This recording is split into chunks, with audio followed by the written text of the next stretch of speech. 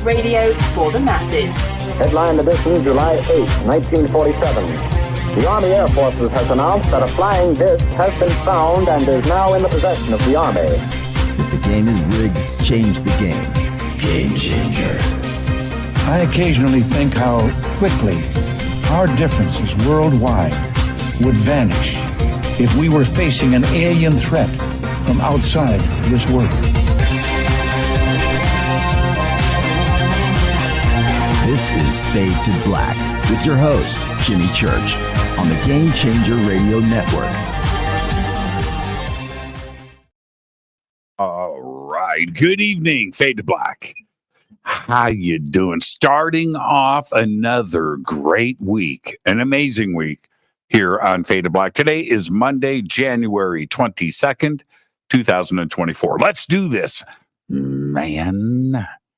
Yeah. Where did that? Let's do this, man. Was that Chris Tucker in Friday? I can't remember where that came from. But anyway, let's do this, man. And I think it's Chris Tucker. Oh, what an amazing week we've got coming up here on Fade to Black. And you can help support everything that we do around here, the team.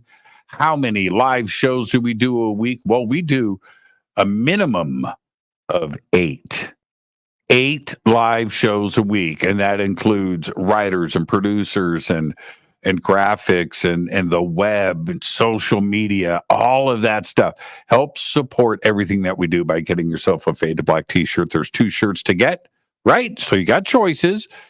Everything is signed. Everything includes shipping. 2 ways to get them. You can just order your shirt, right? Everything's in stock. Everything is shipping. You can just order a shirt or get a Game Changer membership. And both links are below. Help support what we do. And so I was just talking about what was going on this week on Fade to Black. Check this out. Tonight, the one and only Mary Rodwell is with us. One of my favoriteest people in the world is with us tonight, live from Australia. Tomorrow night, right here, Whitley Strieber will be with us. Wednesday night, William Henry is with us. And Thursday night, Sarah Breskman Cosme. That's an amazing week here on Fade to Black. And kicking it off tonight, the one and only Mary Rodwell is here. And we're going to be talking about multidimensional communication and how it's managed and activation and how that happens through downloads of scripts and languages. Mary and I just hung out in the UK for almost a week. So we had breakfast, lunch, and dinner every day. And I got to not only introduce her and do some things with her, but I listened and watched her presentation, one of her presentations. And I was just floored. And right there, I had my little area on the side of the stage, and it was just absolutely amazing. And the other part about this is I do this a lot, and I do a lot of conferences. I think Mary's presentation, I could be wrong, but it was certainly north of 2 hours. And I think she ran long. I think she ran past the clock. I think she was ignoring the timer that was on the stage. Maybe 2.5 hours. Incredible packed house. There was probably, well, I'll ask Mary when she comes on. There was probably 1,000 people there, and you could have heard a pin drop. Everybody was so focused, and to watch the reception after she was finished, it was unbelievable. And I couldn't wait to get her back on Fade to Black. We're going to do that tonight. She is a professional counselor. She's a hypnotherapist. Oh, we can talk about my regression. She's a ufologist. She's a researcher, a metaphysician. She is the founder and principal of ACERN. We'll be talking about that. That's the Australian Close. Now, if it's Australian Close Encounter Resource Network, is it ACERN or ACERN? Right? Close. It's not SLOS. Is it ACERN or ACERN? Well, we'll ask Mary. And I've always wondered about that. She's recognized internationally as Australia's leading researcher in the UFO and Contact phenomenon. She's vice president of the Star Kids Project, which is where and how I met her, and an advisory committee member of Exopolitics. She has lectured in the USA, Canada, Hawaii, United Kingdom, and New Zealand, and appears regularly in national and international media news programs, such as the Australian documentary Oz Files, BBC Television, Paranormal Files, UK, and Discovery Channel, and Animal X. Now, we're going to be talking about a lot of stuff tonight, and there is way too much to go through. I'm going to start where I'm going to start by doing this. Welcome, Mary Rodwell. Jimmy, it's an absolute pleasure. How are you? How are things? Oh, good. Crazy as always. We're living in crazy times, are we not? Yes, we are. Yeah, there's no question about that. And are they as crazy over in Australia as they are here? Absolutely. And because of how I look at the global arena, everything's being reflected in Australia that's happening in the US, for example, and the UK and what have you. So what's going on there is very much reflected here from all levels, whether you look at the government and what they're doing to everything else. When you and I were over in the UK, I did one thing. I was questioning everybody over there about Parliament, the Prime Minister, of course, the monarchy. How are they and the media? How are they treating the UFO subject these days? When is how do I say this? It's all over United States media and in Washington, D.C. And I wanted to know if it was the same over in the UK. And they said, and you saw how many people were at that conference, right? It was packed. And I heard over and over again, no, man, we get our news from the United States. Our government isn't dealing with it.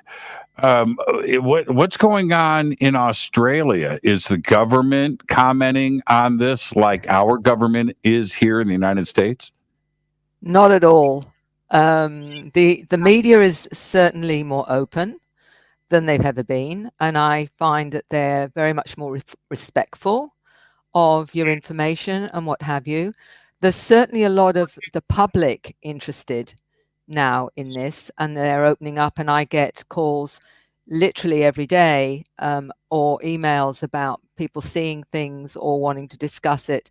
And certainly since we've had this few years of people waking up due to a lot of different things, I'm inundated with people telling me about their strange experiences that they've never talked about. It's almost like there's been a catalyst in terms of what's happening globally that is bringing people literally out the woodwork and wanting to tell or share their experiences.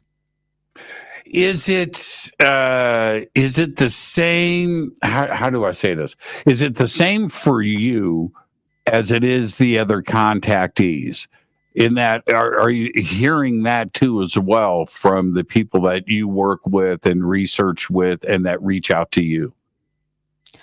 The patterns are very similar, even though not everybody realizes what is related to their experience.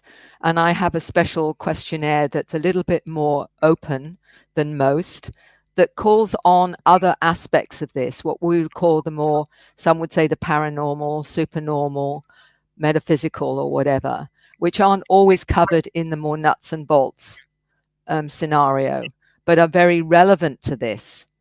And people say to me, I thought nobody else was doing this. I thought I was just a crazy person doing this, and not realizing that what they were doing were patterns that I was seeing globally, because I get emails from all over the globe with people that are trying to work out what's happening to them.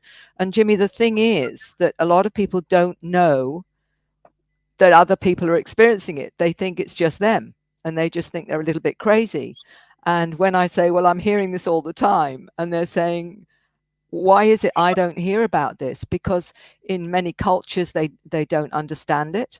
They will see it or interpret it through their religious beliefs or their cultural beliefs and not actually realize what's actually going on. And I was talking to an indigenous grandmother here only recently who is a local. And because she's become a bit of a friend, she started to show me what she had been doing over the last few months. She didn't know why she was doing it. And it was all these strange symbols and scripts and what have you. And she said, I just find myself doing it and being pushed to do more and more of it. And I looked at it and I said, but these are the codes. These are the scripts that I'm seeing right across, my research. And for the first time, it clicked that what she was actually having was, as she thought it was the old ones that were communicating with her because she's an indigenous Australian. And she said, I just thought that was just me and my connection with the old ones. And of course, the old ones are sometimes blue, sometimes other forms of what we would call non-human intelligences that she just calls, that's her name for them. So it's everywhere, Jimmy. It's everywhere. Here, I wanted to ask you about this, and then we'll move on. But and I want you to take this the right way, okay? As I sat, and you remember, I was behind you, on the side of the stage, and in my little pit, and I was shocked at the amount of data that you were presenting. And it was bam, bam, bam, bam, bam. And I'm thinking to myself, now, you had everybody's attention and the focus was there, but it was an insane amount of research, right? And that's a lot of work. And what you are carrying around with you, not only does the world need to know this, but are you aware of how much you know? And it felt like you were even holding back. And like I said, I want you to take that, take it the wrong way. But that was a lot of data, young lady. It was insane. The thing is, Jimmy, once you get involved with this, just like many experiences, they get driven to find out more information. They will get caught up in quantum physics, astronomy, other scientific data. It may be they get drawn into metaphysics, healing, or opening up multidimensionally or whatever. There's a drive there. For me, as a researcher and as a therapist, when I came into this, the very first 1995, 96, when I first met my first gentleman that walked in the door and said, I've heard you're open-minded for this. They just think you're crazy. There's no support groups for this. And I thought it was unusual, fascinating. And believe it or not, there are only 2 books that I'd read previously to this happening to me and somebody coming in with this experience. One was Whitley Strieber and his book Communion. I read and fascinated, and also was Dr. John Mack and his book Abduction, Human Encounters with Aliens. And I'm thinking, here's a psychiatrist, professor of psychiatry at Harvard University, and he's giving this credibility, whatever. And it was fortunate that I just read those books, because I'm one of these people that right from a child, if it was weird and wonderful, I wanted to know about it. There's a drive there, isn't there? And I know you're driven, because you wouldn't be doing what you're doing now unless there was a drive, if you like, instigating that energy that you want to know more, you want to understand, you want the truth, all those kinds of things. That's been driving me all my life. And this was okay, but this must be quite rare.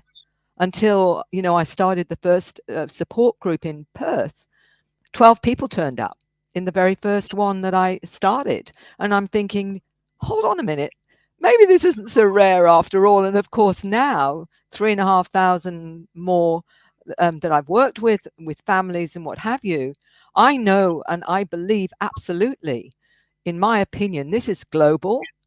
And this is happening to far more people than we have ever realized. But for many, they will see it in another context, either, whether or not they see it as a more metaphysical, spiritual thing, or they may think that they're going crazy, or they think it's demons, or they'll have lots of different interpretations, not realizing that actually what many of them are having is interactions with non-human intelligences, however you interpret those intelligences that you're interacting with. And I know, I understand with your wonderful world tour that you did with Forbidden Knowledge, for example, you're realizing there's not just physical beings here we're talking about interdimensionals, extra dimensionals, transdimensionals, and beings from our future, very potentially. And who else I don't know of. It's all the above. All the above. Yeah, it has to be all of the above. And trying to put a label on it is impossible. We just don't know.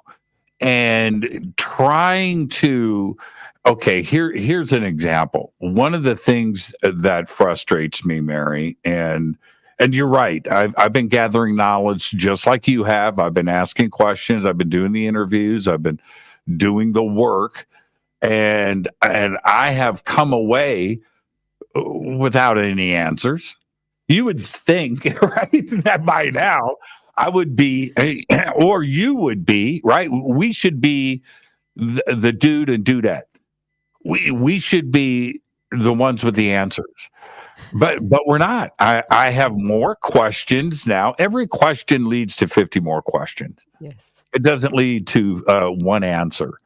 But back to your point, when you're doing things like support groups, you and others, and I check into that and I ask, so how many people actually come to the meetings? Well, we've got a waiting list of 250 people. Yeah. And I was, what? One person leaves, we bring somebody else in. We can't have a support group with 200 people in it. This is, it is what it is. It's whatever. It's 15, 20 people that meet every month. And I said, what do you mean? Oh, wait. The people reaching out for help is endless. And that has to, A, either have an effect on you, or B, surprise you. And for you, you thought it was just rare. It's not rare. It's I think people would freak out if they actually knew what this number is. And I'm sure it's in the tens of millions. And that's exactly why it's so important to put this information out there, so that those that, when they contact me, they'll say, I didn't realize anybody else was having this experience. I just thought it was me, feeling really isolated, really, really scared. Sometimes they can't talk to their partner or their parents or even their relatives or whatever, because of the fact that people are fearful or think they're crazy and don't understand, or may be involved, and so they don't want to go there either. So many are isolated with this. And for me, the biggest issue I have with the lack of real disclosure and the truth embargo is we have, I believe, certainly millions of people out there that believe they're going crazy because they don't know the truth, that this is real and that we are being visited, because of the general consensus that this is not, this is not a real experience in any sense of the word. And what has happened is, I would hate to think how many people have been medicated and sent to hospital because of this. And I wrote about it in about a 19-year-old young girl in my book Awakening, where she told me at 19 she'd finally realized that she was having experiences, because at 14 she went to the doctor and told the doctor that she was seeing aliens, and he medicated her and diagnosed her as schizophrenic, and she was on medication that she nearly decided to leave this planet because she had been so depressed with it and the medication that she was on. And it was a talk show, believe it or not, a US talk show, where people started to say they were having experiences, that she finally realized that, yes, actually, this was real and she wasn't crazy. That's just one tip of the iceberg of millions, I believe, that think there's something wrong with them. And it's all because there's no true disclosure that this is real. And I'll tell you another thing that frustrates me. I want your comment on this. You've done a lot of research. When, and I don't want to when I hear classifications of aliens. So there are 70 types, there's 80 types, there's 140 types. Yeah. And how do you know that? First off. Second, if we are being visited, and I believe we are, it's an infinite amount of intelligences. And Mary, if you are visiting this planet, why would you come back a second time when there's another 1 trillion planets to visit in the Milky Way? Not in the universe, right? In the Milky Way. Therefore, it seems to me that we have every variety and type visiting this planet, and to classify as grays or this or that, that's not fair, and it's not true. And this is why I come to this conclusion, and this is my question. Non-human intelligence means anything that is not human. Right? So that's it. That's it. That's everything. You know what? It's also everything on this planet. Right? That's Absolutely. So I think the classification idea for most is the wrong road, because if you make contact and you make contact again, you have expectations on what you may have contact with. Right? It has to be an infinite amount of species and races and cultures visiting us. You're absolutely right, Jimmy. And one of the interesting things one woman many years ago said to me, when they talk about the greys and the zetas and what have you, and it's a grey or it's a zeta or it's whatever, she said, I know of 165 species of grey.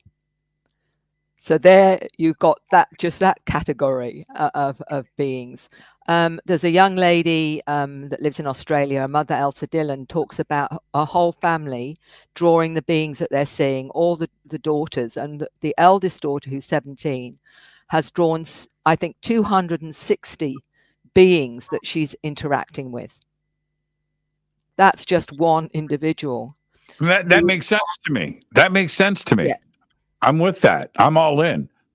Yes. That makes perfect sense. You can't, Mary, and especially with you, when you are doing a session or an interview or going through a questionnaire or doing any of that, do you see a repeat of species? And the reason why I ask, maybe there is. Anything's possible. But what I'm suggesting here is look at the way that you look and the way that I look, and then walk down the street in Australia and look at the different types of people. Right? So how many species? 165 grays. Okay. If we applied the same thing to humans, what would we end up with? If we took 20 humans to Zeta Reticuli and landed on a planet, would they think that we were 20 different species of ET? Maybe. Is that possible? Look at the cultures that we've got that look very different. You've got the Asian look, for example. You've got the classic Caucasian. You've got the Black American or the African. You've got a lot of, you've got the Indian. There's many different types of human, but they're all human. But what is part of this also is that we know that some of the beings can make themselves look different to what they may be, actually. So, sometimes they may feel that they're a humanoid and then they'll shapeshift into something else. Mm-hmm. So they have the ability to look different sometimes as well. And then you've got what I've been coming across too, is those that have had interactions with Bigfoot, Sasquatch, Yowie.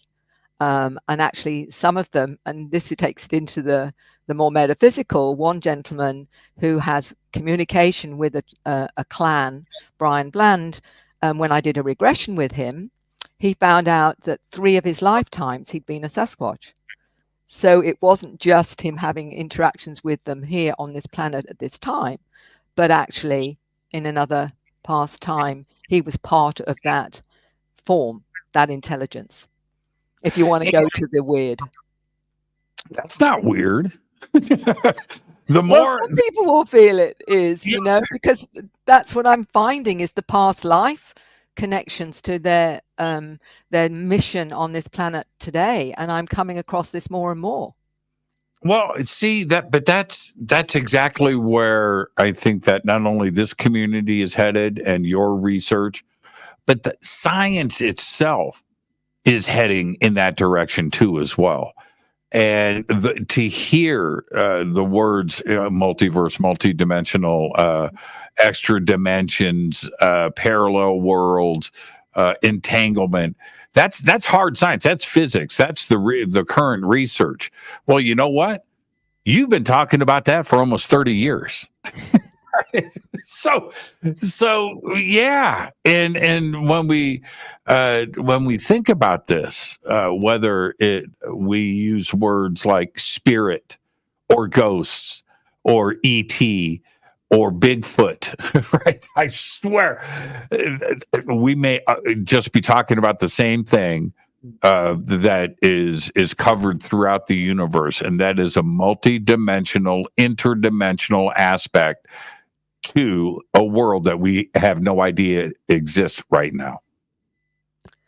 And that, you know, the thing for me, working within ufology, and I very much respect the nuts and bolts approach and I know why that's been important, because we need tangibility if we can get it, because it helps the mainstream and consensus reality consolidate that this is real and what have you. So yes, we do need to see the craft in the skies. We do need to get evidence of the fact they may have landed or this kind of thing. And I mean, and it is important to get the history behind it and whatever. But when you work with experiencers, it's different because they can't bring a piece of the craft back with them. What they do come back with is a complete shift in their psyche and their awareness and their understanding. And when you want to know where something is really tangible and has really happened, it's only through that you know that something real has happened. And when they come back, when they become focused on a particular subject, when they change their diet, when they want to live a more holistic lifestyle, they may want to become healers, or they become passionate about the ecology and what have you. That has been mostly because of their interactions on the craft, where certain things have happened. And of course, we've talked about the more weird stuff, the codes, the scripts, the artwork, the music that they bring in. All of those things are evidence of a reality, even though it's not as tangible as a piece of the craft. And that's been my point. You don't change unless something very real has happened to you. You don't change your whole focus unless something very real has happened to you. In terms of everything that you've ever valued has changed. That doesn't happen unless something very real has happened to you. So when somebody says to me, where's the evidence? The evidence is the change that this individual's made because of their experiences. There's your reality, but it's not as tangible. But it's as real. For sure. And I've always had an open mind, but when it came to regression, and I would interview, you and other therapists and you therapists all hang out in some secret place, and you guys are all friends and stuff, and you know who each other are. But I was always reticent for myself to be regressed. I would talk to people that have been regressed. I would interview, I would interact, and I've listened to the tapes and from people that I know, and of course historically going back and through all of this. And then I got regressed. I got regressed back in September, somewhere in there, with Sarah Breskman Cosme. And she's going to be on the show this Thursday. We're going to talk about that. And you and I can talk about it off the air. But my point to this is, We did it on camera in studio. And I was a little nervous, but there was nothing discussed beforehand. Okay. I trust Sarah. I know Sarah. I said, look, let's just do this. Let's see what happens. And then we'll talk about it on the show. Let's see what happens. Okay. I'm just going to say this, and everybody can go to Into the Vortex, go to Gaia TV. And if you don't have a subscription, get one. The links are below. You can go and watch the episode with Sarah Bressman Cosme and watch the video. But here's the trip. Multiple cameras, producers, directors, food, lighting, wardrobe, makeup, right? The whole, it's a TV shoot, but everybody had to leave the studio. And it was just Sarah and I in there by ourselves. We got candles lit, we got the whole thing going on. You ready? I went under so fast and so deep, I didn't know. Yeah. And I didn't think it could be done. I just thought, you know what? Okay. It'll be interesting for us to go on the show and talk about how I couldn't go under. Right. And that's an interesting thing. Okay. So we can talk about that and how other people and their experiences with that. No. When she started counting backwards, Mary, when she said something like, she goes, I heard, she says 2. And I say to myself in my head, why are you waking me up? I was that far under. I don't remember her saying 1. No. I don't remember 10, 9, 8, 7, 6. I don't know what she said. I don't remember any of that. But I do remember her saying 2. I was like, what are you doing?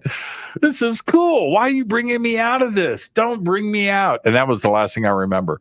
And I was out for 1 hour and 11 minutes. Yeah. It was crazy. I have a whole nother take on therapy and regression. I really do. And I don't think I can do maybe once a year, maybe. I couldn't do more than that. I don't know how anybody could, because you unpack forever. You know what I mean? You just unpack. It's like, what did that mean? What did that mean? What did that mean? And the things that I'm saying to you right now, is this all normal? Is this typical of regression? It's a good question. Not everybody goes as deep, because only about 20% go somnambulistic in the way that you obviously did. Most will go into light trance, especially the first time they've ever been hypnotized. And they may not even think that they're hypnotized, because they can still hear things going on and what have you, and don't feel like they're unconscious. But it doesn't matter, because in most instances, you still get the information that they are looking for or they're seeking. And this is what is very classic. Afterwards, they'll come out and say, I don't know if I was really hypnotized, but things came into my head and I just sort of said them. And often they are so surprised at what they've said. They'll say to me, I don't know whether I just made it up. And I said, in your wildest dreams, would you have ever made that up? And they said, well, actually, no, not even in my wildest dreams. But when I've had those somnambulistic, sometimes what's happened is they've started to speak in languages. And I remember one lady who went very deep, and she started to make this sound, which we call, the sound of the mantis, which is a kind of clicking sound. And she was having a conversation with this clicking sound. And I thought, well, she's talking to a mantis, most likely. And when she came out of it, and I said, do you realize? And she said, oh, no, that can't be right. No, I wouldn't ever do anything like that. And it took her ages to listen to the regression, simply because she didn't want to believe it. But one of the weirdest was with a scientist, and this, honestly, it still blows me away. She was talking about going onto the craft, and she said, I've gone in onto the craft. She said, I can see all the craft, and out of the blue, that do do do do do do sound. Out of the blue, coming from nowhere was this sound. We both heard it. Now, that's what I mean. Sometimes it is even ultra weird, these kind of things that happen. But it literally was out of the ether.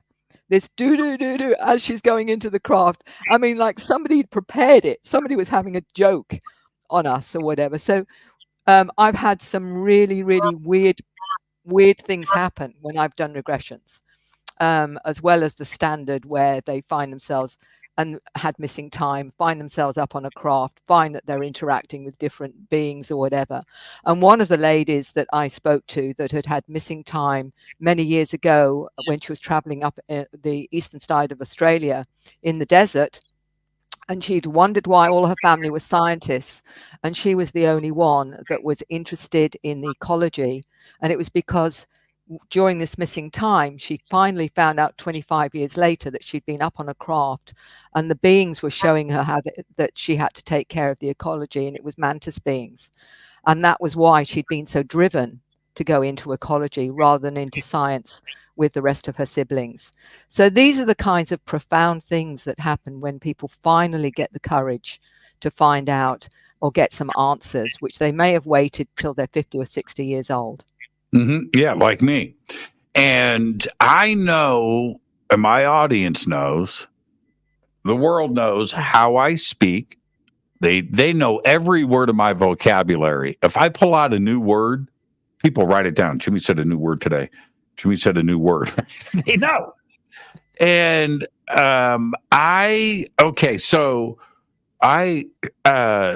when she brings me out, I spin around, I put my feet on the floor. And first off, I opened my eyes and I saw the cameras and I went, oh, crap, that's right. We were taping this. I mean, so I spent trying to get my wits about me, and I put my feet on the floor and I look over at Sarah and her mouth is hanging open, right? And I go, how long was that? Okay, so leading into this, the TV show's a half hour long. So the staff there, the team, discussing this, they were like, we need about 5 or 10 minutes of material, 5 or 10 minutes, and then you guys can talk about it for 20. And so 5 or 10 minutes. So I put my feet on the floor and I'm kind of thinking, was that 5 minutes? Was that enough? And I turned to Sarah and I go, was that enough? And she goes, you were out 1 hour and 11 minutes. And I was like, oh, really? And then it started, I was like, oh, that's right. And as I had to go to the bathroom, I walk out of the studio and I'm serious. I'm lost I'm just trying to get my feet back on the ground. And I did this thing. And I was going, what did you say? And I'm thinking this in my head, what? And I found myself, and especially when I went back the next day and was looking at the clips that they picked out, it wasn't me. It was like I wasn't speaking in tongues, but what I'm saying is I had a different cadence. I had different sentence structure. I had different vocabulary. I had different ideas. It was like this thing, and profound. Well, that's up to the listener. But for me, I was like, "What? That's good material. I could have used that on the show." What's this? It was so interesting that came out from so deep inside of me, and I still don't have the answers. Still unpacking it. Do you feel, Jimmy, getting a little bit metaphysical, that it may be that subconscious, superconscious aspect of you that was speaking? What we call a higher self. Yeah. Now, I didn't know anything about this higher self conversation. Okay. I did not. Listening to, when we were done, Sarah said, your higher self is pretty interesting. I was like, what? right? And I didn't know. So then I go back and I listen to, and I'm watching the tapes, and I'm talking in the third person, right? About me. I'm talking about myself. Jimmy says, right? I was like, what the? And it was wow. It was unbelievable. It's just something that I'm dealing with. I had no idea. And that's one of the reasons why. How many of your clients do this more than once a year? Well, actually, many of them will only have one session, which is usually answering all their questions.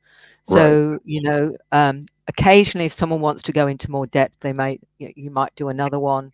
If they're really desperate to get more answers and more understanding, or they may wait a couple of years or a year or whatever. But on the whole, many have got a great deal more than they really find that they need after just one session. So this isn't necessarily going on unless I'm doing certain research with them, where I might do more because we want to explore it in a little bit more detail. But your experience, again, getting back to that, is if anyone looks at Peter Slattery when he first had a regression like you, where he had the cameras, he calls them in and what have you. He's quite well known for his footage. The very first regression he ever did was with me, where I did it via a computer over Zoom. It was Zoom, I think, or Skype. And when he was giving his information about his experience, another intelligence came through him and talked about him being really hard and being really stubborn and not listening and whatever. And that was his very first. So you look like in another way had a similar kind of thing, only it was your superconscious or your higher self was coming through as well. So I think that's wonderful that you were able to tap into that and be so open and prepared to do it. So check this out. I'm just going to show you this just for grins. Okay. You ready? Check this out.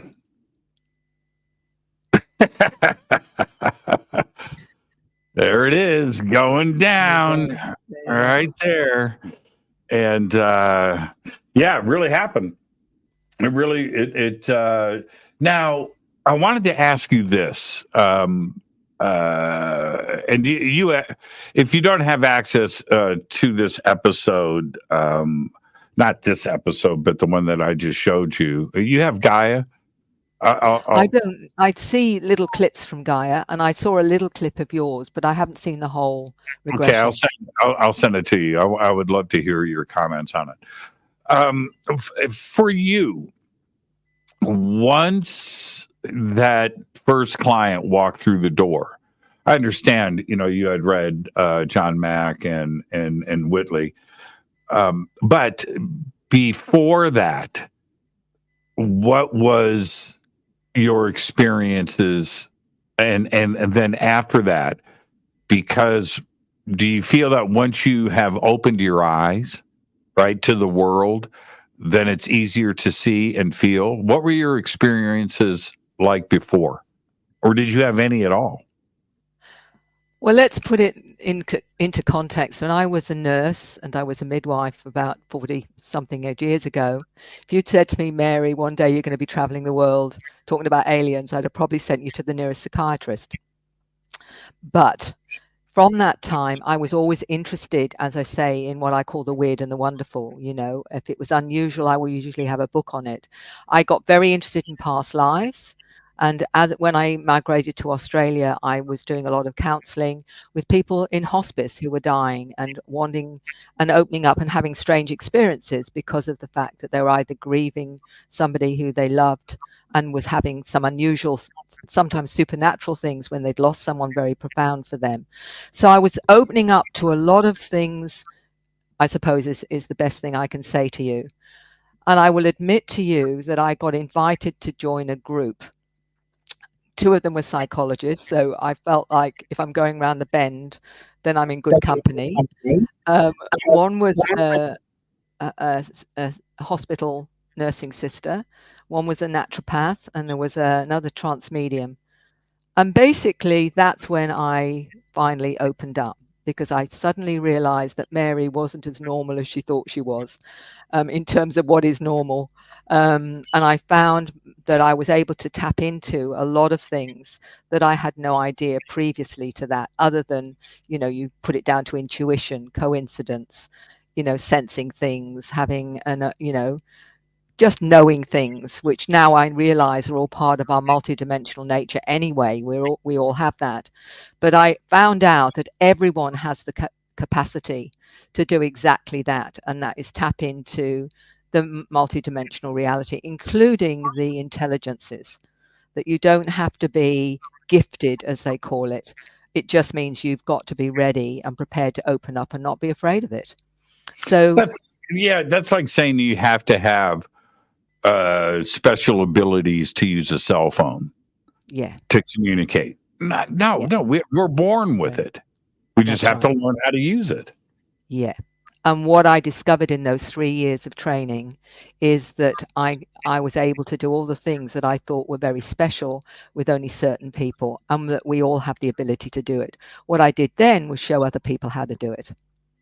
So when you say, I was open to the fact that there was what I call a non-human team that I could access, and information that I could access, which enabled me to be more useful when people were coming in with ET or experiences, because they would be feeling presences. They would be seeing balls of light or feeling energy and what have you, and saying, I don't know what to do with this. It's freaky. How do I manage it? How do I understand it? And so I would give them tools to help them work with their multidimensional nature so they could bring it in alignment with their 3D selves. And I do a lot of that work now, because so many are opening up, tapping into these energies, feeling presences and getting downloads and wanting to know. And I'll say, well, who are they then that you're working with? And they'll say, perhaps I don't know. Don't you think you ought to find out? Let me show you how it works, because it actually isn't rocket science, because part of you already knows how to do it. I'm just reminding you.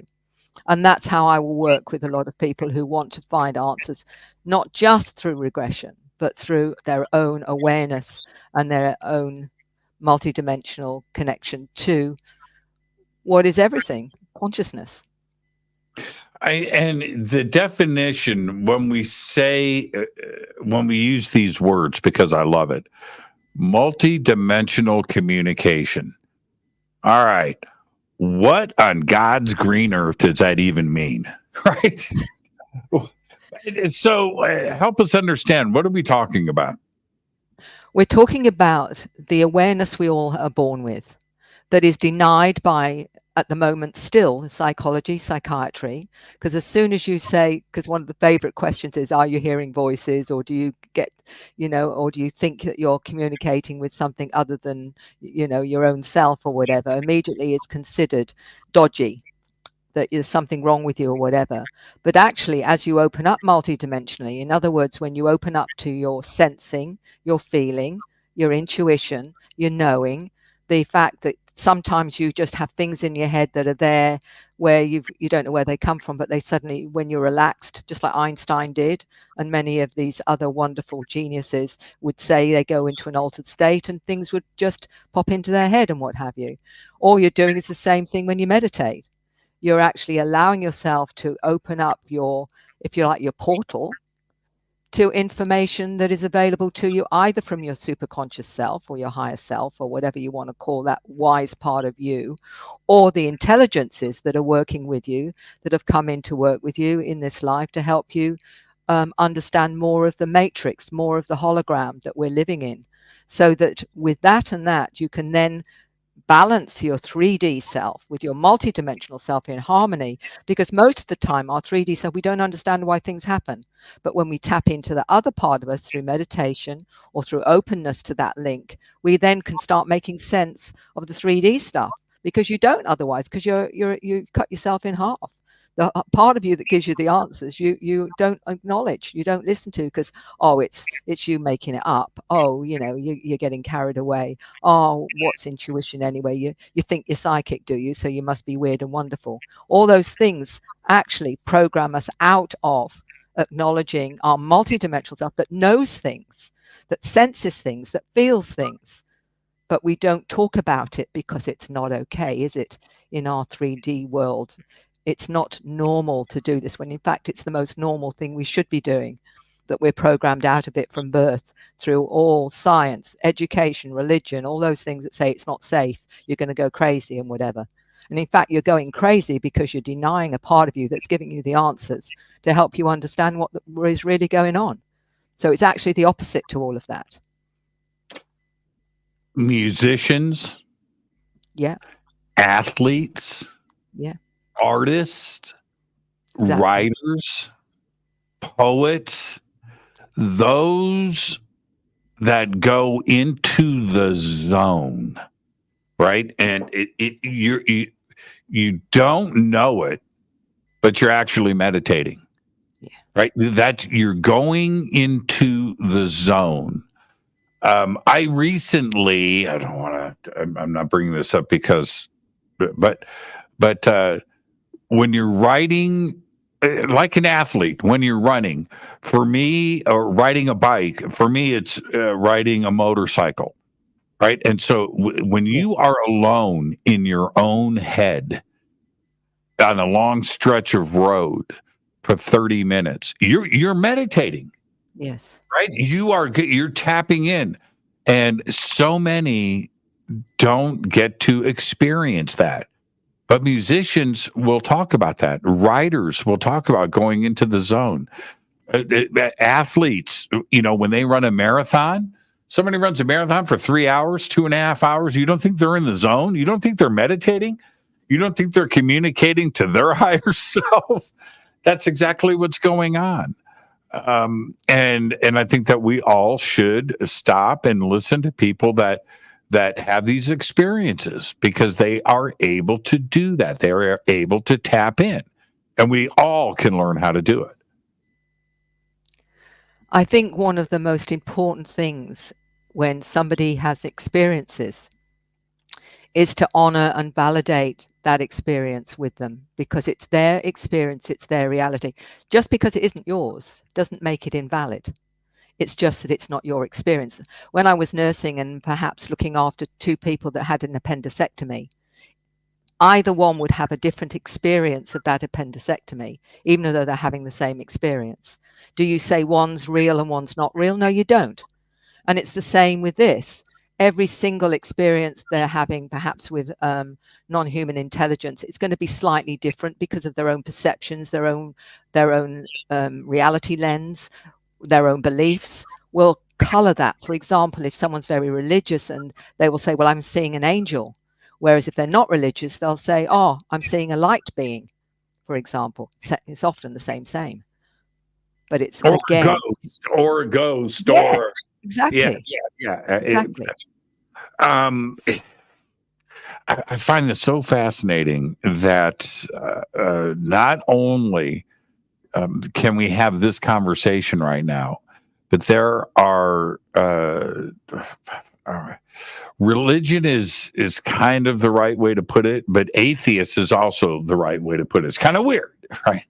In that everybody's having the same experiences.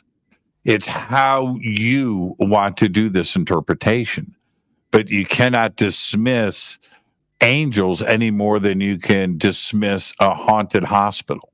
You can't. We're talking about the same things. And if we take it one step further, E.T. visiting this planet has to communicate with his home planet, and he's not doing it with a radio. He's not doing it with something that's at the speed of light. If he's got to talk to something that's 10,000 light years away, he's not going to do it at the speed of light. He's going to do it at the speed of now, at the speed of thought. And that's the communication that we're talking about, right? It's exactly where we're going, I believe, Jimmy. We are being prepared to become telepathic beings because we have the ability to be telepathic. It's just, again, we've been programmed out of a lot of our awareness, being told it's not okay, it's not real, and what have you. When you talk to children and they talk about where they've come from, whatever the planet they've come from, they will often talk about still communicating with the beings where they've come from. For example, a little 8-year-old I spoke about who said she was a hybrid water being. She came from a water planet, that when she looks in the mirror, she's seeing her water being self. She's part human, part water being. And she explained how, she's connected still to that, her origins. And when I take somebody into hypnosis or where they want to access more of that, I will actually ask when they're in a relaxed space, so what other star systems do you belong to? And they'll come out of it and say, I didn't know I was connected to the Pleiades, or I didn't know I was connected to Andromeda.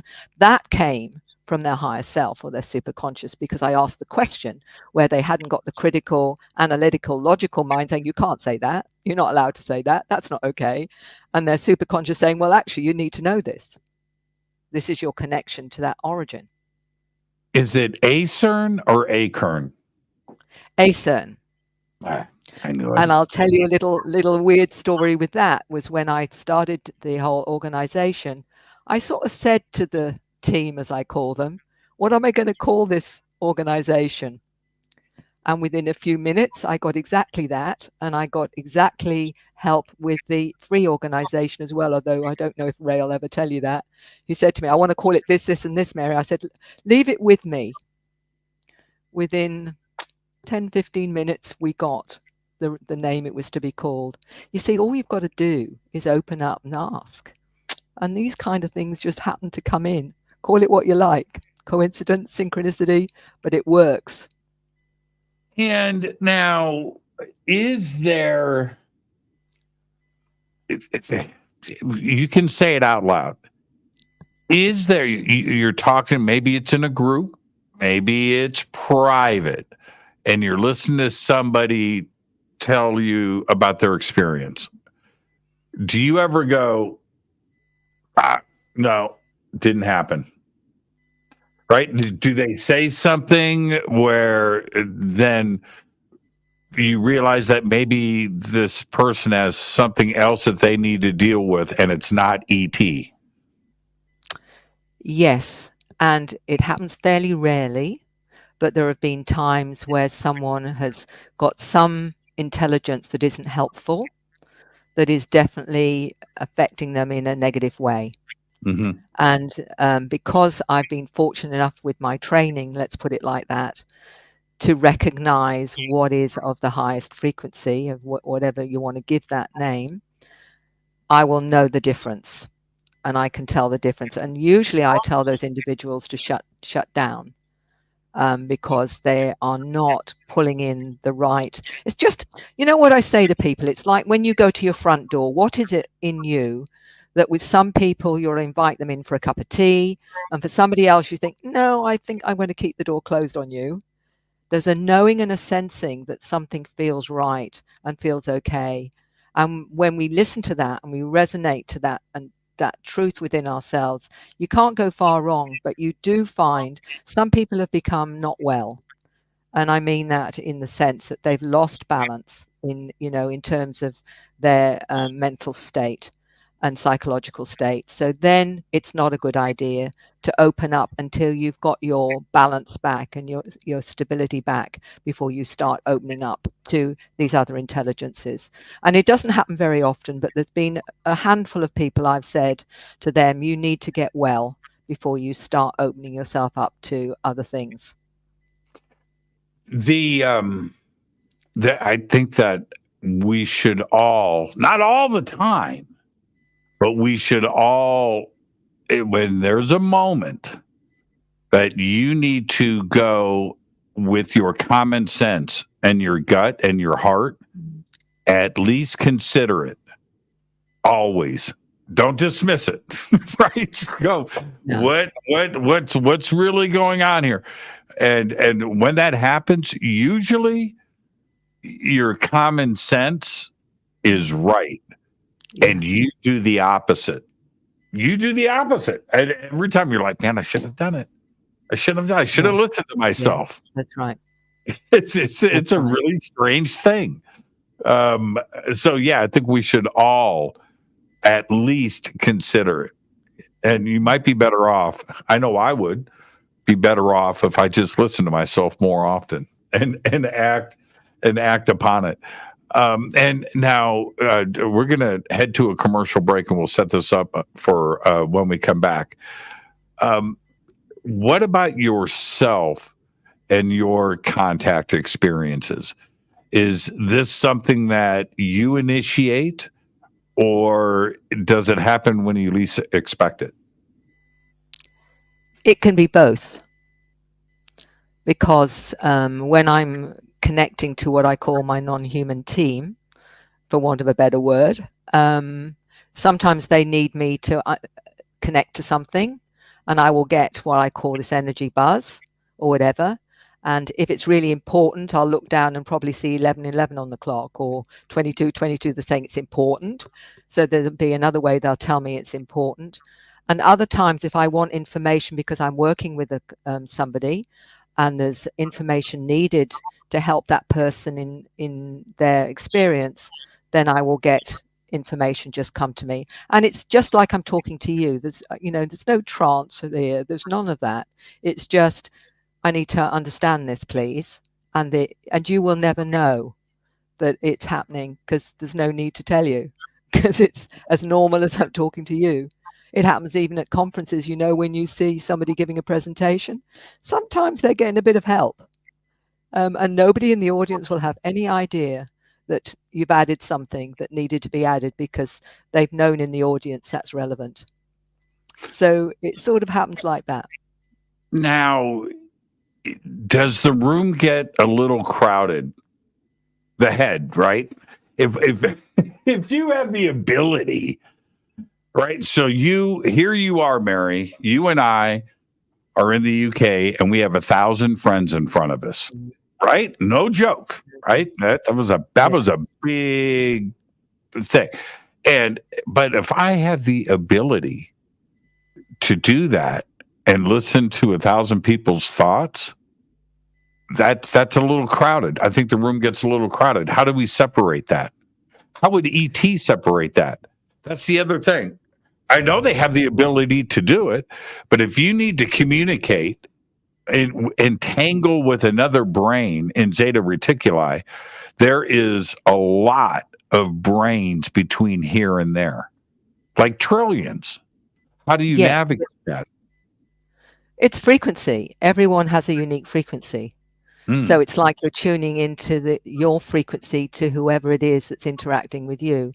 Whether you interpret it as your higher self, superconscious, you could interpret it that way, which is absolutely fine. Or you interpret it as your guides and your angels, or you interpret it as a mantis being and a Zeta, or a Nordic, or whatever it is. It doesn't really matter, as long as that information has integrity and it helps you with your life and it's positive, then it's useful.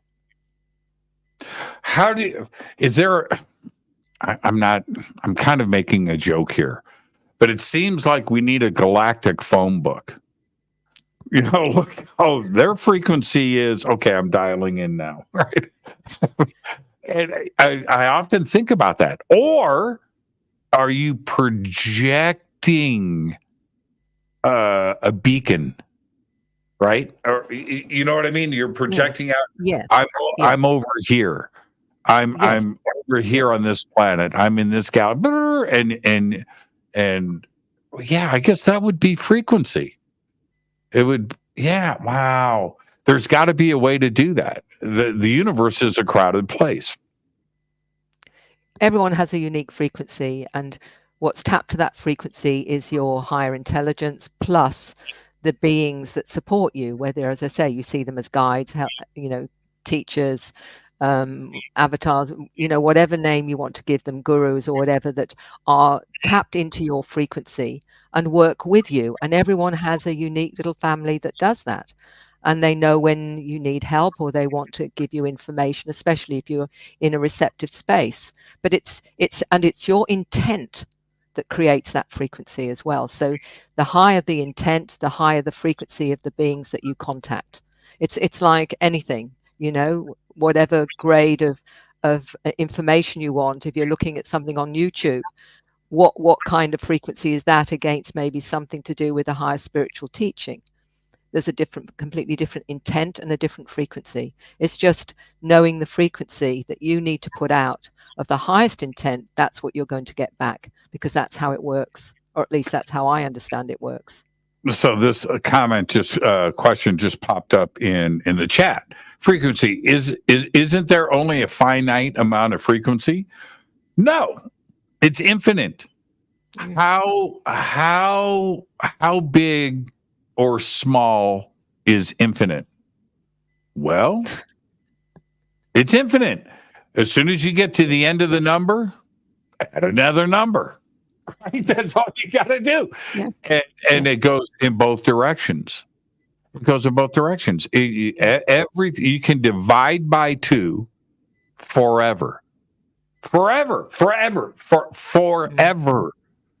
The number will always change. And it's just, you can get bigger. Infinite is great. Infinite, when we talk about frequencies and colors and everything else, and we start to discuss this, and you really think about how crazy infinite really is in either direction, your brain starts to melt. Because no matter what, you can add another floor to the building, right? You can add another doorway. You can add another number. You can divide again in half. It's nuts. It's just infinite. There you go.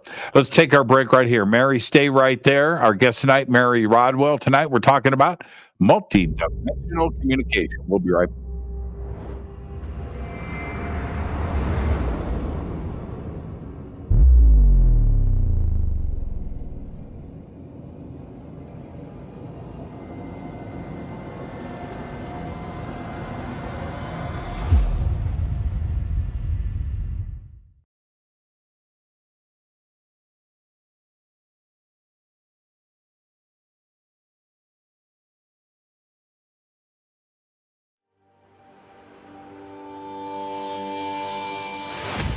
My job is not to preach.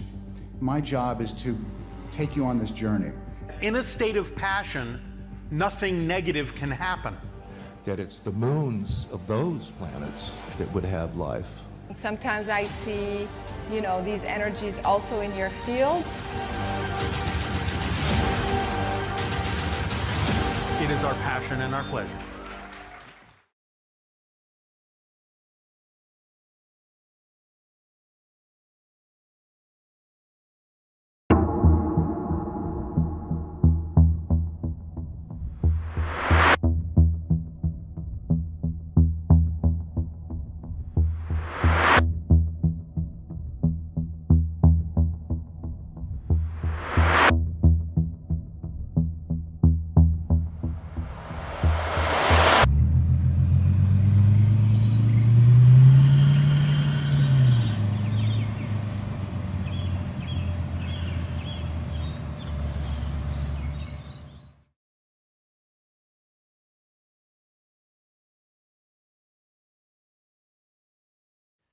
Hi, everybody. Jimmy Church here. Very special announcement, and that is we are shipping Fade to Black t-shirts again. It's been almost 2 years.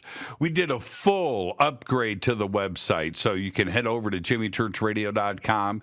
It's all simple to do, and it's right there. Remember, we broadcast 4 nights a week, Monday through Thursday. We bring you the best, the brightest, the most knowledgeable and amazing guests, the best conversations. We do that 4 nights a week. We also do 4 days a week. We broadcast the news, and we do that live too as well. It's not a one-man show. I do it with website support. I do it with producers. I do it with writers and artists. All contribute to the show.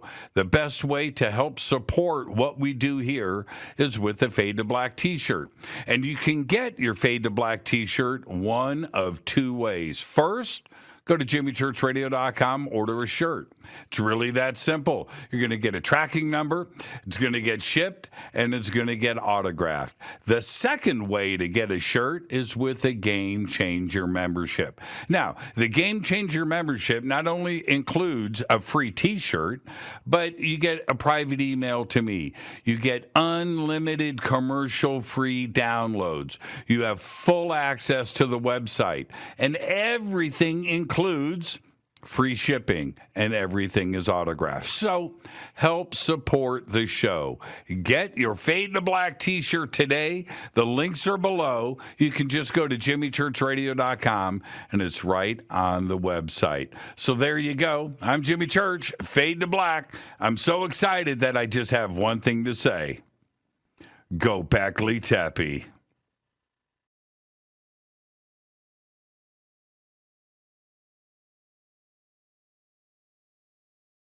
River Moon Coffee, makers of the Fade to Black blend. Truly the best coffee on planet Earth. Just visit rivermoonwellness.com or their Amazon store. It's all simple to do. You can check out the Fade to Black blend, the Game Changer blend, or any of their Black Moon Wellness products. It's the only coffee I drink. It is the best, and it's Doc. Again, rivermoonwellness.com.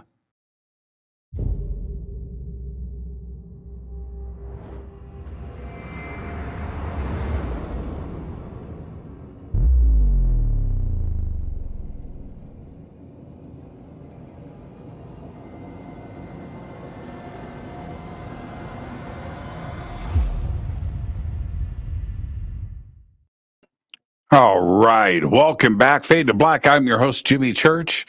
Yes, I'm drinking River Moon coffee right now.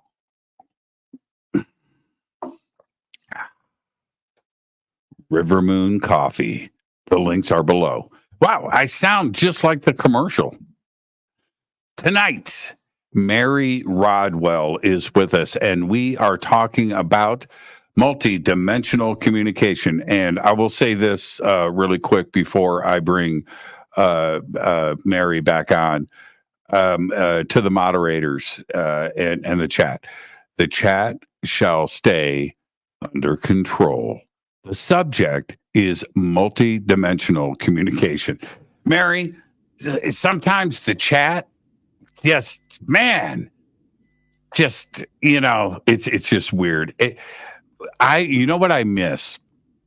I miss, as we get back to multidimensional communications, is radio is a strange thing. And there used to be a day. Today, now, you and I are in real time. People can see us as well as hear us. Now, this goes out on the networks as a radio broadcast, and there's no video, but then there's video on other streams. It goes out on multiple platforms. And also now we have social media and the integration of that. And it's a strange way that media has developed. It's very strange. And we have to bob and weave and adapt with it. It's bizarre. And you've seen these same transitions. And with multidimensional communication and the way that the media now has to deal with, and governments to deal with the ET phenomenon, it's not just craft in the sky. It's experiencers and it's abductees and it's channeling and communication. It's something else that they have to deal with too, right? Are they handling it the right way? Oh, I don't think so. Because when we look at really how we've been educated in the West, we've been educated out of all this awareness that is a natural part of being a Homo sapiens.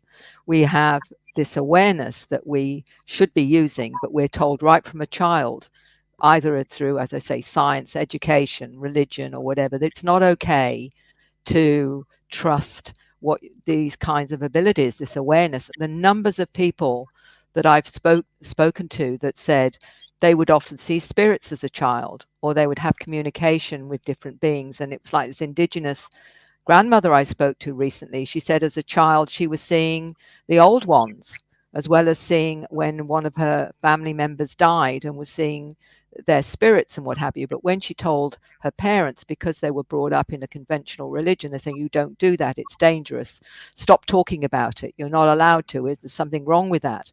And so what they do is, apart from being confused, they shut down, and then they deny anything to do with their intuition, that knowing, that sensing, that feeling that we all have about things, because they're scared. They're scared they're going to go crazy, or something else is going to happen, or they get laughed at, or whatever. And this is in Western society, and even in indigenous society, in many cases, if you've got the religions that come in, many of them are not very respectful of someone who's intuitive, who is, and I mean intuitive by psychic.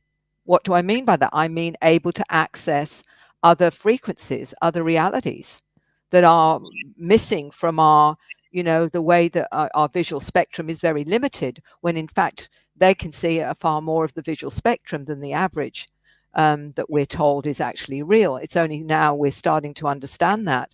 But this is what's been going on for many hundreds of years, and only in certain more protected cultural societies have they still honored that. I'll give you an example of something that I wrote about when I was talking about the religious side of this in The New Human.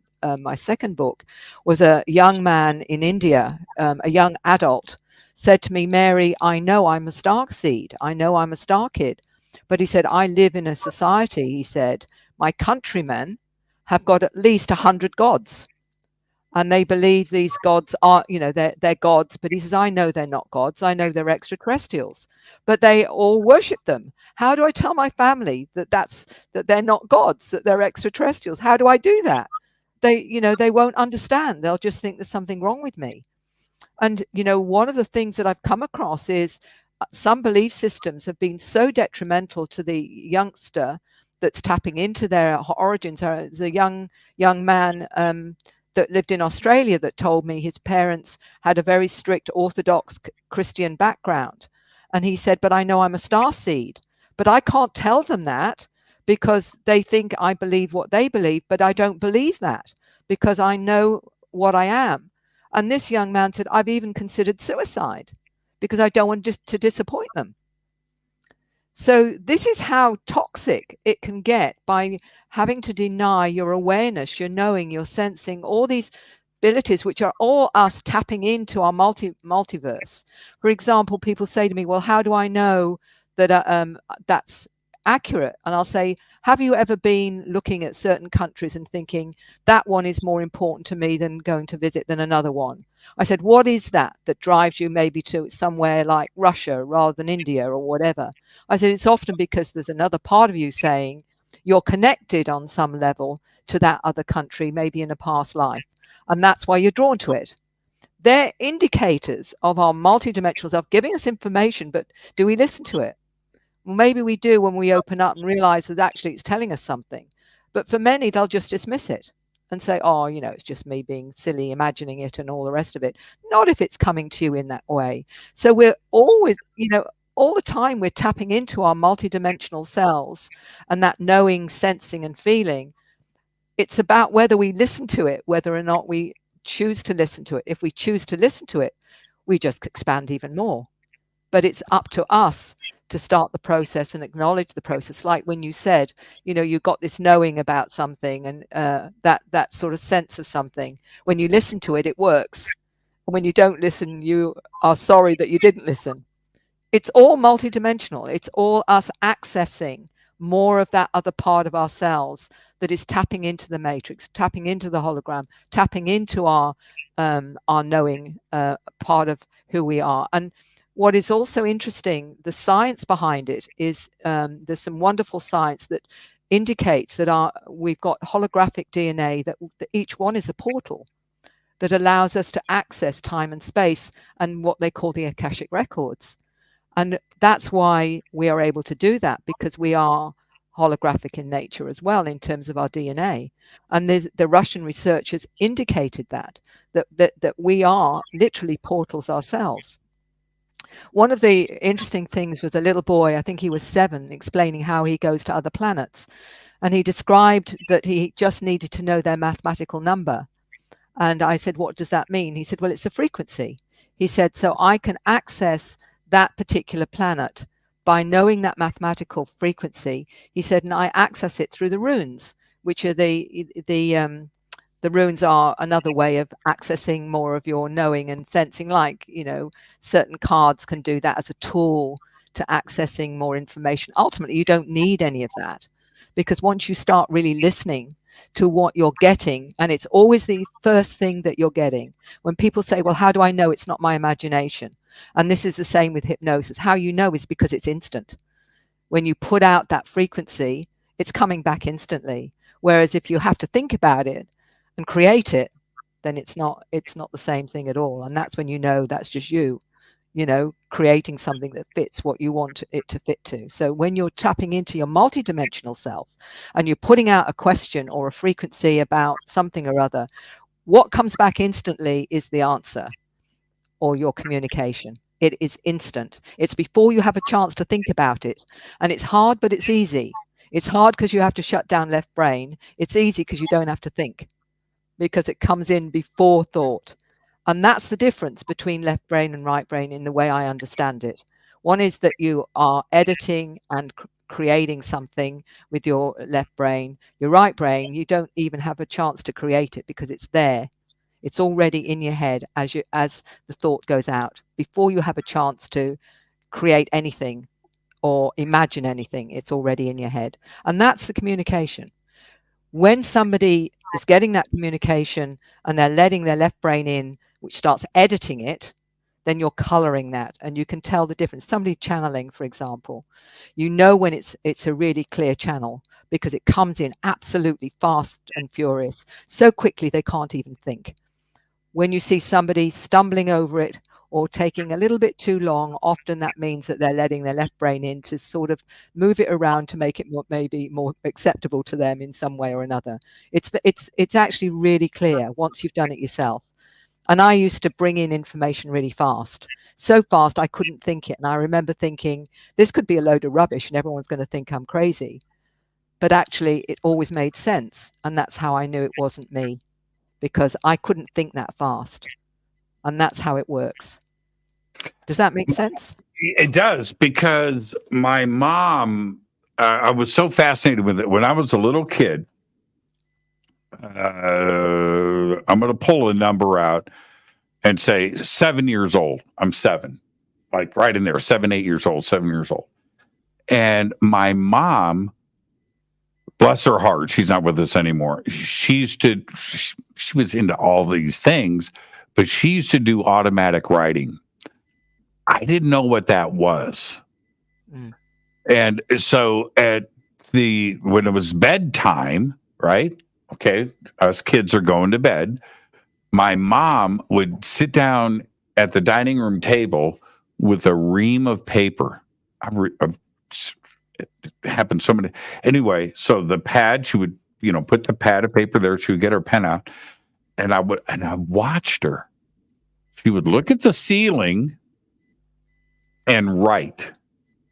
Okay, and then flip over another piece of paper. It's like, man, what the heck? I didn't understand it. I was too young, But so I went, Mom, what are you doing? I'm automatic writing. What do you write? I don't know. Okay. I would wake up in the morning, that pad of paper is flipped over. It's 500 sheets or whatever. Right? Yeah. And she never went back and read it. And looking back now, what a missed opportunity. She's moved on and she's continued her journey away from this planet. But what a gold mine that was there, and a missed opportunity. Had I known what was going, I would have saved all of that. It would have been boxes and boxes and boxes of that. But to go back and read what she was writing. But she was connecting, right? And I thought that, this is the crazy part, I thought that everybody's parents did it. I didn't think it was, and looking back, what a special childhood. But I just thought it was normal. I didn't really talk to my friends about it or anything. I just thought that this is the way that the world worked. But if my mom was doing it, anybody can do it. Yeah.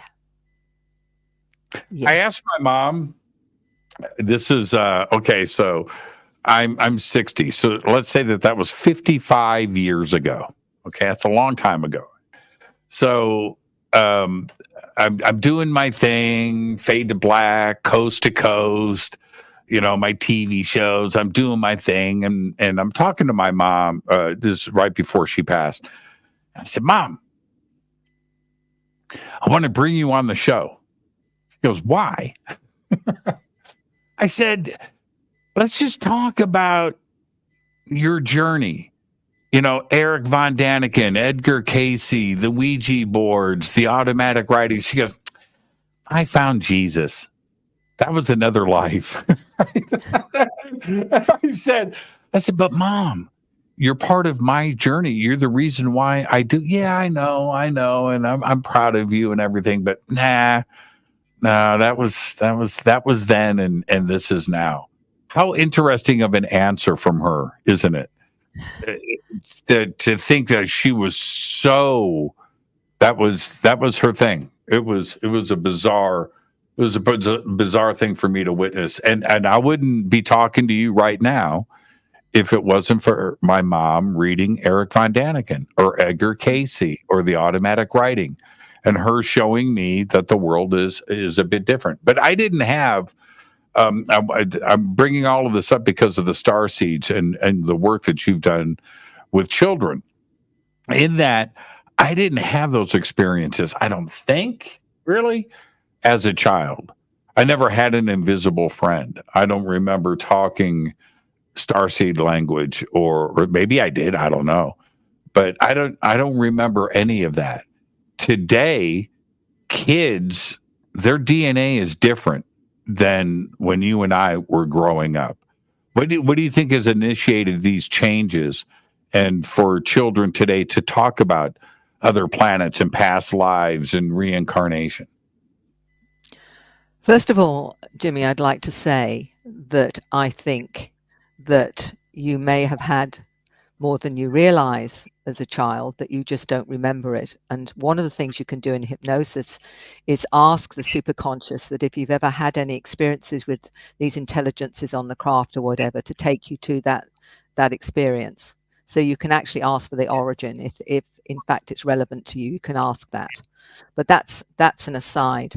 What a lot of the new ones that are coming in are more activated. That's the only reason they're able to talk more about their starseed origins and their abilities, for example, because they are more of their DNA has been activated. We've got all that potential in us. It's just that it's been more dormant, and it's been a generational thing because it's been fitting in with the consensus reality. So we're being desensitized to more and more of who we are as galactic beings, because that's what we are. Many of us have origins of numerous star systems, maybe even other dimensions. And when you get a 10-year-old telling you he came to this planet through a portal in the sun, for example, they often know their origins because we're now of a society and an openness to accept more and more of that. This has been a deliberate awakening process for the planet, I believe, from many of these galactic communities that want us ultimately to be part and to join them.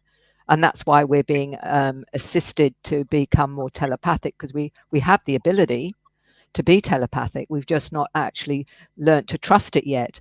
I remember a story from a young man some years ago saying he remembers that he used to communicate with his sister telepathically until one day she told him to start being normal and start speaking, because she decided it was time that they actually verbalized. You'll find a lot of the children often struggle to talk because often as not, they're already tapping into you. And I remember also a woman telling me that her daughter was telepathic from birth. And picked up information from everyone around her. But she said, Mary, you've no idea how exhausting it is. She's now 3 years old, and I have to hide my thoughts because sometimes they're not very, very nice. And I have to watch it round her because I don't know what she's going to make of what I'm thinking. So there's a certain discipline that's needed once we get to that telepathic level. And I think we're being prepared for that by looking at how we operate, how we think, how we behave. Because when we get to being telepathic, you're going to be able to see through everything, and everyone's going to be able to see through you. How is this present system going to manage when we have that kind of openness? It's going to be very, very interesting, and this is why people need to wake up and start taking responsibility for their actions and their thinking, because ultimately that is where we're going, I believe. Didn't the ancients try to tell us all of this? Right? It's right there. It's written. It's on walls. It's on caves. It's on temple sites. And it's in megalithic structures all around the world. It's in not only in belief systems and religions, but it's all right there. They've all had the same type of contact and communication, and saw things that they tried to save and preserve for us to go and realize. It's been with us since the beginning of humanity, hasn't it?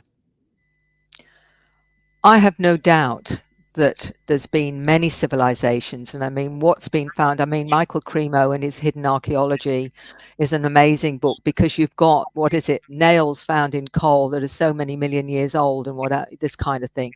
Goodness knows how many civilizations have come and fallen before we get to ours. I mean, this is coming out left, right, and center, isn't it? The giants, or the Nephilim, or all these different stories. I mean, Atlantis, for example, I've met a number of people that have recall of being in Atlantis. One of them was a gentleman who actually saw himself in Atlantis, but he was actually a dolphin, which was interesting. It wasn't your standard. But many others have talked about being in that. And one of my presentations, a woman who has realized she's come back into this lifetime because they didn't achieve what they wanted to achieve in Atlantis, which they'd gone as light workers. And because of the way that technology was misused, it ended up with Atlantis being destroyed and what have you. So a lot of the parallels of Atlantis are now with us. And are we going to get it this time? Are we actually going to awaken sufficiently and reach a higher consciousness that we need to, so that we can actually go to a better and more wonderful world, or a new earth, whatever you want to call that, where we are operating from the highest frequency of all, which is from the heart and is love. This is where we're going. This is where now all the senses from so many people that are saying to me, Mary, I'm waiting for this now. I'm ready for this. I know it's going to happen. There's a sense of anticipation, excitement, almost concern even, and what is it going to mean? But ultimately, it's an energy that is expanding exponentially, and I think everyone that's waking up is actually activating others around them for this to actually happen, to give us the chance to be fully who we are by activating enough of our awareness so that we can reach that higher frequency where we actually care about each other right across the board instead of the way it is at the moment. It reminds me of, talk about a cliche, deja vu. Deja vu is a strange thing. And you don't have to be a part of this community to walk into a place or whatever and go, man, I've been here before. Oh, this is kind of strange. But most people ignore it. When you go to talk about DNA, when you go to a place like Peru, or parts of Australia or Egypt, across the United States, North, Central, South America, it doesn't matter. But you go to one of these ancient sites And it happens. You're like, man. And you get that tingle. It's like, man, I've been here before. It is a strange thing that happens. And I think it's the same experience, the same phenomena that we associate with deja vu, right? Our DNA has been there before, right? If we back up, Mary, Earth is 4.5 billion years old. So let's just talk about the last billion years. The origins of DNA started somewhere and came from somewhere, maybe the cosmos. But our DNA that is in us today is from those sources, right? And it's a heavy storage of information that is there. And you get that activated, right? And it's when you least expect it. You go to some site, you see a symbol, you see something, and something triggers. And I find that very, very, very exciting. That I think that's a part that the ancients were telling us something. And we need to go back and start to look at this. I think there's answers there, but there's more questions than answers. But we need to continue to do it, don't we? Absolutely. One of the analogies I come up is a film called Lucy. And I don't know whether you've seen Lucy. What is fascinating about this, they're attributing her rapid activation of her DNA to being light ultimately through a certain drug, a certain chemical that she ingests without realizing it at the time. But what it was actually indicating was what I think is happening to us and will continue to happen to us until we reach the state that we choose to be, and that is it's activating the dormant DNA, because they still don't know what's in the dormant DNA. We've got the amount. I think 1 gram of DNA can take all the information on the internet in 1 gram of DNA. That kind of information. Now, what happens as we get activated and we become more multidimensional? How are we going to manage that? Well, we'll manage it if there's new software, but we need new software for the new upgraded human. What is that software? Well, I suspect, and I don't know for sure, it's the codes and the scripts that are coming in, because I was told even one symbol can contain enough information to fill a room with encyclopedias. So if one symbol can contain holographically that information, how much do we need as software for the new upgrade? And I suspect, and I don't know this for sure, it's just one of those more logical things. It's one of the reasons this is coming in, all these symbols and scripts that people are accessing, is because we're being prepared for that activation and that opening of our multidimensional selves. But we're going to need new tools, new software to manage it, because otherwise we won't be able to relate to it in any way, because we'll just think we're going crazy. So we're going to need something that will give us a roadmap to managing that. So maybe that's part of what's going on. And if it is, this is where we're going, because this is what one of the young men was talking about, the hybrids. The hybrids seem to have more activated extraterrestrial DNA, so they relate to being hybrids and what have you. But with their abilities, this is what we need is a roadmap to manage that new awareness or whatever. Otherwise, we're going to find it very difficult to manage in a 3D consensus, which at the moment is still telling us that we're not even multidimensional. So how on earth are we going to manage it when we start to communicate with the earth, communicate with the trees? I already know lots of people that are communicating with animals. Even the children are telling me they can communicate with animals. There's others with the plants. We know plants actually communicate now. I had a 6-year-old that explained to me that he was communicating with a meteorite, and his mother said, how does it give you that information? He said, well, it all comes into my head as I hold it. Tell me where it landed, what it feels, all the sense of that. Is that rubbish? Or is that in fact just us not realizing everything is made of the same stuff and has a sentience, even if we are not able to tap into that sentience now? Maybe when we're activated, we will. Lucy, by the way, I watched it 2 weeks ago. Man, what a good movie. I forgot how great of a movie Lucy is. And if you haven't seen it, go check it out.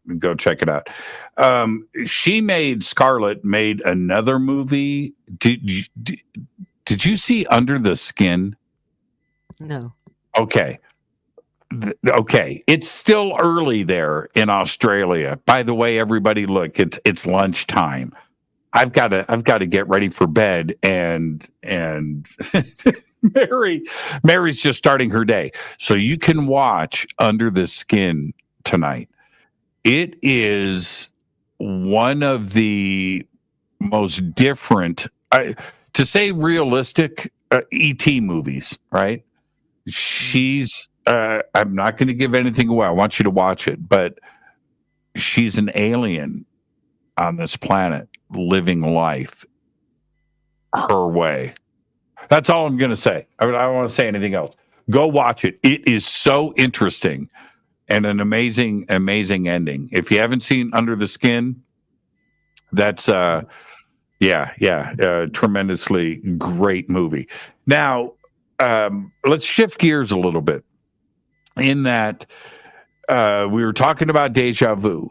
We're also talking about the ancients and telepathy and communication. What would happen when we are children?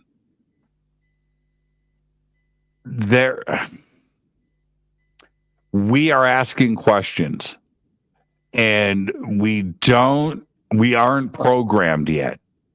Okay? All right? We're not programmed yet. What would happen if we allowed a child to develop without telling them no, or that's not real? What would you know what I mean? What ultimately? Yes. Holy crap! Right? What would happen? And what would happen with the next generation? What would happen with their children if things start to, the DNA starts to get activated? What would happen? It's a very good question. And I think there's been some research in Russia where they had a group of children where they weren't given any indication of boundaries or whatever. And I do know one of the things they were able to do was to read from any part of their body, which is fascinating. There's a book called China Super Psychics where the children there were able to teleport things from one place to another, were able to make the bud of a flower open through their mind. There are also now various groups, and there's one actually here in Australia, a lady about 3 hours south of me that's teaching 6 to 12-year-olds how to see without physical sight. Literally, one of her grandson was literally blindfolded and could drive the car around the block with a blindfold.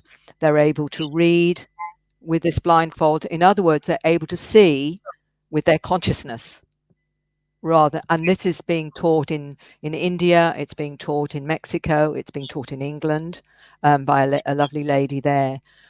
So it's showing us the potential we all have. And because it's 6 to 12-year-olds, they're still able to be open enough so they learn a lot faster. Adults can learn it, but it takes a bit longer. What it's showing us is our potential.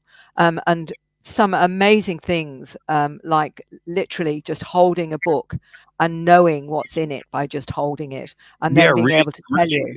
Yeah. I've looked into this. I have the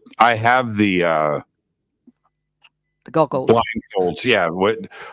Well, you can't see through them, so they're not goggles. Yeah.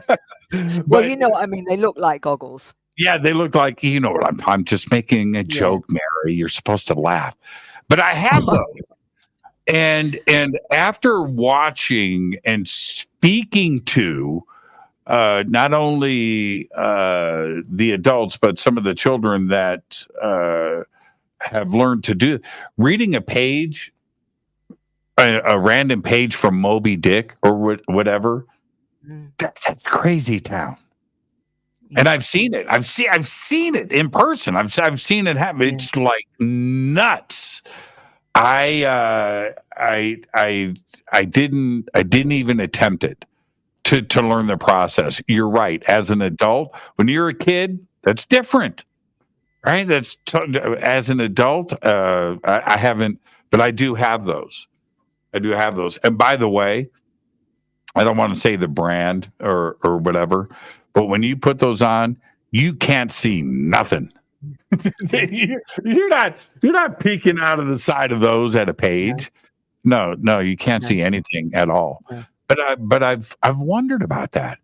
When I was a kid, I'm going to say this, all right, and this is going to sound really, really strange, but I wonder if you've heard anything like this. I'm going to share something very private. This only happened, and I don't know why, on Sunday mornings when I was a kid. When on Sunday mornings in the United States, I don't know what happens now. I don't watch TV, but on Sunday mornings back in the day, in the 60s and 70s, it was all church television on 3 networks or 4 networks, whatever we had.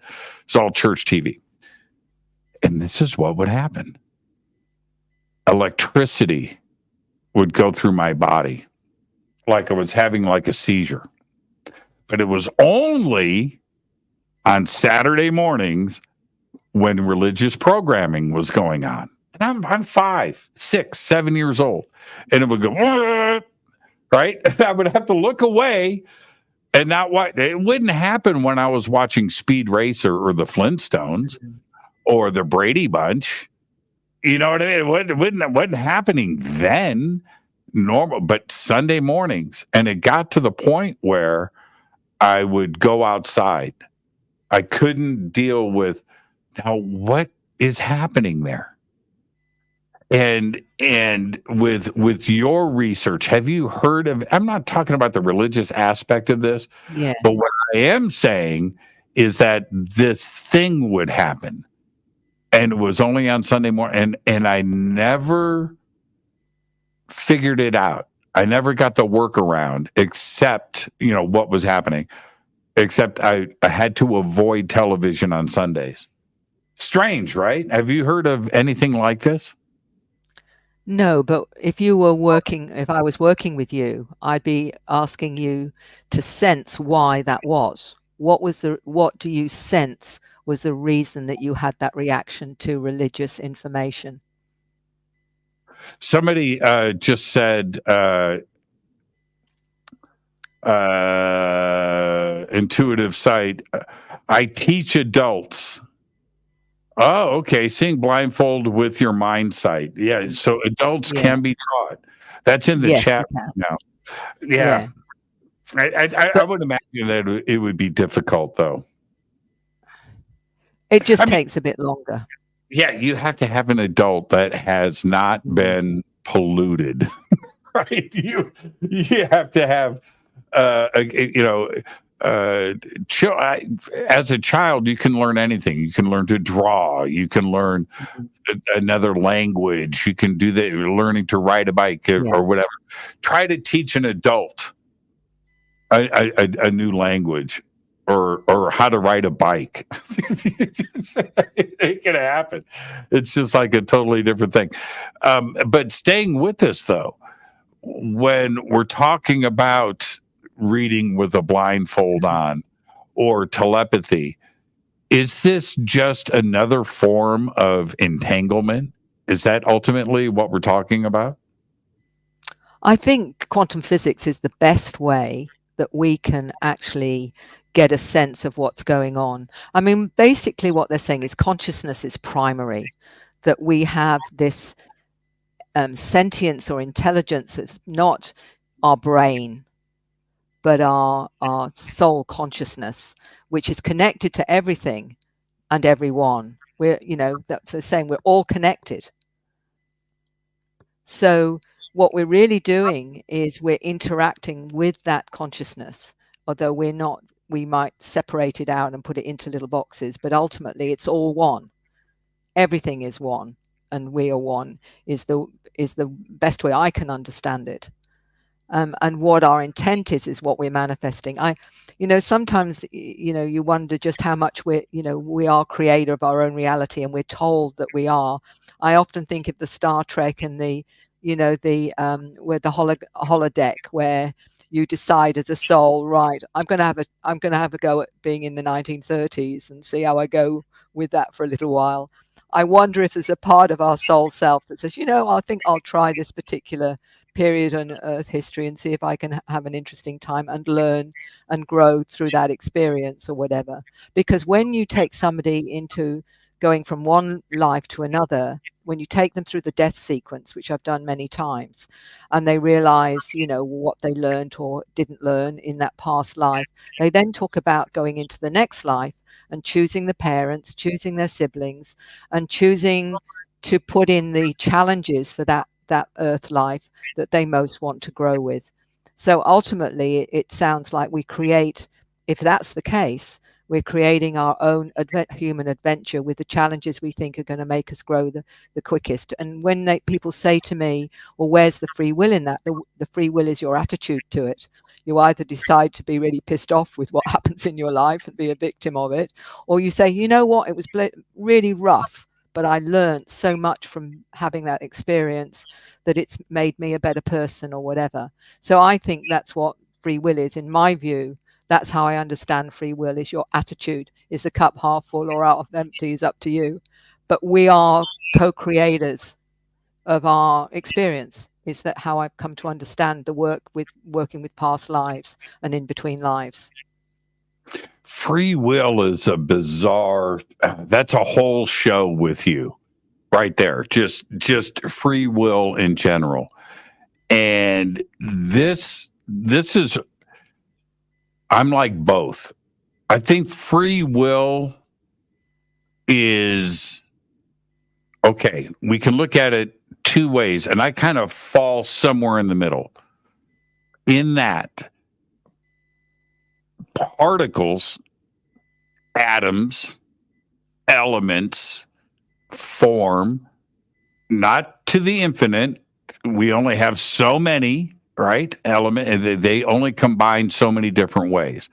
But as that process continues and continued from the start of everything, things are going to happen the way they are going to happen. Chemicals are going to form, and planets are going to be created, and gravity and the next situation is going to happen because that is the way it is. Now, is that too determined? Well, okay, that's that side of things. So is free will just a thought process that we enjoy the idea of having free will, that mathematically everything is going to happen anyway? But right now I'm making these statements to you because I decided to talk about free will. Or was I going to do that anyway? Right? I don't know.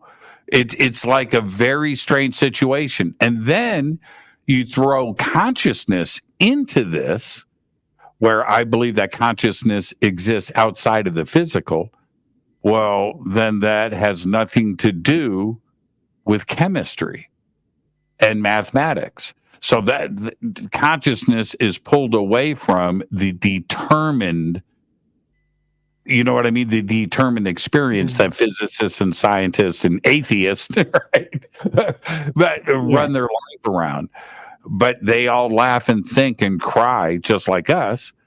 So they know that they have a consciousness that exists within them, but probably outside of the body. Right? So it's weird. Free will is a bizarre, I don't know. It's a crazy, it's a great song by Rush, though. It's a great song by Rush. You know what I mean? It's a strange situation. Were we going to have this show anyway? Or did you just decide to come on?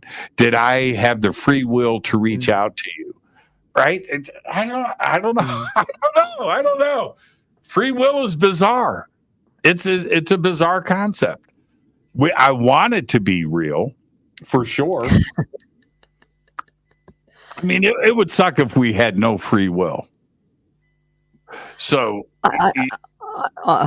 the way that I look at it is that we're making choices as the experience comes up.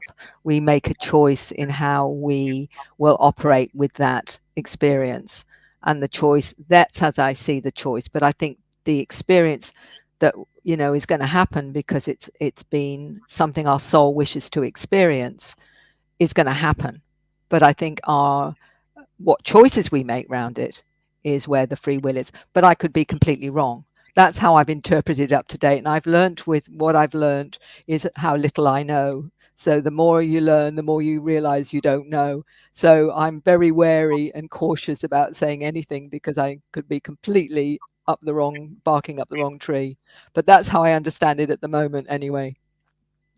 Well, okay. So you and I, we just had dinner in the UK. Well, we have many dinners in the UK, right? All right. And you remember that pastry? You remember that restaurant next to the hotel, that big pastry cake? You remember that? The amazing. Yeah. Okay, full of pastries. I got 4 nights in a row. I got the Oreo pie. You remember that? You remember that Oreo pie? Remember that thing? It was this. Yeah. Okay. Yeah. Now, did I make a decision through all of that pastry? Or was I going to get that Oreo pie anyway? See, it's a free will decision. Yeah. So is it just the luxury of knowing I could maybe make another choice, but I was going to get that Oreo pie anyway? I was predetermined. I don't know, man. Free will is bizarre. I don't know. I really, these are the reasons why I do this show. And when you go to a site like, I'll give you an example. You go to Sacsayhuaman in Peru, and you walk into you're already in the Sacred Valley, and you walk down and you look at that. And it's as far as the eye can see one way, and as far as the eye can see the other way are stones bigger than your house. Yeah. Right? Yeah. Now, wait a minute. This is impossible. So either you explain to me how this was done, right, or there's something else going on that you're not telling us. And it's really that simple. And that's when it comes down to something like free will, or these discussions of consciousness and spirituality. When you go and you see a site like that, you know you're being lied to. You know it, because that just doesn't make any sense, Mary. Well, that's waking up, isn't it? When you realize everything you ever believed is actually a load of rubbish, and that you have to start again, that there was nothing that was true. And I sort of, in a way, envious of my parents, because I know now that if they were exposed to what I've been exposed to, they wouldn't have coped with it, because of what they believed and their reality. Whereas anyone that's waking up sees how little is the truth that we're actually given, and everything's turned on its head. How do you live with that? How do you live with the fact that everything you've based your life on, and your beliefs on, and your understanding on is actually inaccurate, or just plain not true? And you have to start again. And that's this awakening, isn't it? This process of realizing that you've got to create a new reality that actually fits for you, even if though it doesn't fit for maybe your neighbors or your best friends or your relatives or whatever. You then live in another reality, and you do your best. I remember a very funny kind of message, and I didn't know at the time. I was only 13, and I remember this in my head. This phrase, "Mary, you've got to play the game." And I have no idea where that came from. But I got it. I thought, I've got to do what they want me to do, whoever they were. And it was the consensus reality. I had to play the game. I knew, intuitively, I knew what that meant.